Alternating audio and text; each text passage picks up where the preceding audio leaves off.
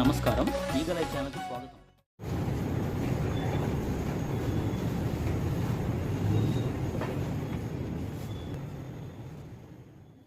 Visakha steel plant ప్రమాదంలో మృతులు ప్రమాదానికి ప్రభుత్వాలే బాధ్యత వహించాలి, ముఖ్యంగా కేంద్ర ప్రభుత్వం.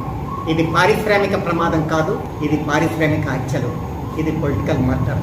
ప్రభుత్వం ఒక ఉద్దేశపూర్వకంగా పథకం ప్రకారంగా కార్పొరేటీకరణ లక్ష్యంలో భాగంగా విశాఖ స్టీల్ ప్లాంట్ని కార్పొరేట్ సంస్థలకు అప్పగించాలనుకున్నది. దానికి కార్మిక వర్గం అడ్డుపడుతున్నది. క్రమంగా నీరుగార్చే పద్ధతులు ప్రైవేట్ రంగాన్ని బలహీనపరిచి పొద్దుబార్చే పరిస్థితులు చేపడుతుంది. అందులో భాగమే ఈ హత్య ప్రమాదం. ఒక పరిశ్రమ నడవాలంటే 4 ఎమ్ముల మధ్య సమన్వయం ఉండాలి. ఒకటి మెన్ను, రెండవది మిషనరీ, మూడవది మెటీరియల్, 4వది మేనేజ్మెంట్. ఈ 4ంట్లో అత్యంత ప్రాధాన్యత కలిగింది మెన్, అంటే శ్రమశక్తి, అంటే మానవ శక్తి. దాని భద్రతకి అత్యంత ప్రాధాన్యత ఇవ్వాలి. అది లేకుండా సకల సంపదలు సృష్టి కావు. కానీ ఆ మెన్నుని క్రమంగా తగ్గిస్తూ, శ్రామిక వర్గ సంఖ్యను తగ్గిస్తూ, నిపుణులైన వాళ్ళని బయటికి ఏదో పేరిట బయటికి పంపిస్తూ, ఉండాల్సినంత కార్మికుల్ని లేకుండా చేయడం ఇలాంటి ప్రమాదాలకు కారణం. ఇక 2వ ఎం మెటీరియల్. ఇవాళ మెటీరియల్ ఏదైతే ప్రభుత్వ రంగానికి వస్తుందో ముడి సరుకులు, ఆ ముడి సరుకులు ఇచ్చేవి కూడా ప్రైవేట్ రంగానికి అప్పగించారు. ప్రభుత్వ రంగాల నుంచి రావాలి ముడి సరుకులు, కానీ అవి నాసిరకాన్ని సప్లై చేసినాయి.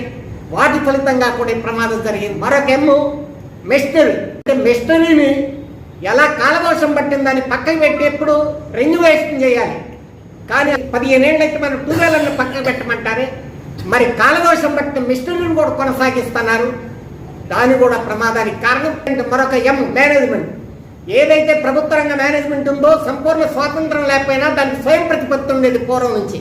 కానీ దాన్ని ప్రైవేటీకరణ చేయాలనుకున్న తర్వాత మోడీ ప్రభుత్వం ఆ మేనేజ్మెంట్ని అస్థిరపరిచి తనకు లొంగనీసుకొని తన చెప్పు చేతుల్లోకి మార్చుకుంది కనుక, వాళ్ళు చెప్పినట్టుగా నిర్లక్ష్యాలు, అశ్రద్ధలు జరిగే విధానాలను అనుసరిస్తుంది కనుక ఈ ప్రమాదాలకు కారణమవుతున్నాయి. కనుక ఈ 4ంటి సమన్వయం లేదు. ఇప్పుడు 5వ ఎం మనీ అనేది, అంటే కార్పొరేట్ శక్తులు, అంబానీలు, ఆదానీలు, ద్రవ్య ఆర్థిక వ్యవస్థ, కార్పొరేట్ వ్యవస్థలు ఇవాళ దీన్ని డిక్టేట్ చేస్తున్నాయి.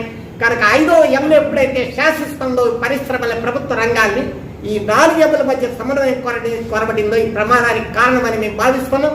అందుకని ఈ ప్రమాదం పొలిటికల్ మర్డర్గా భావిస్తున్నాం. దీనికి వ్యతిరేకంగా ప్రజా ఉద్యమ నిర్మాణం కూడా, శ్రామికోద్యమంతో పాటు ప్రజా ఉద్యమ నిర్మాణం కావాలని, అదేవిధంగా లోకేష్ లాంటి వాళ్ళు శ్రామిక సంఘాలు ప్రశ్నించిన వాళ్ళు మీరే దోషులని చెప్పి చిత్రించే వైఖరిని కూడా మేము ఖండిస్తున్నాం.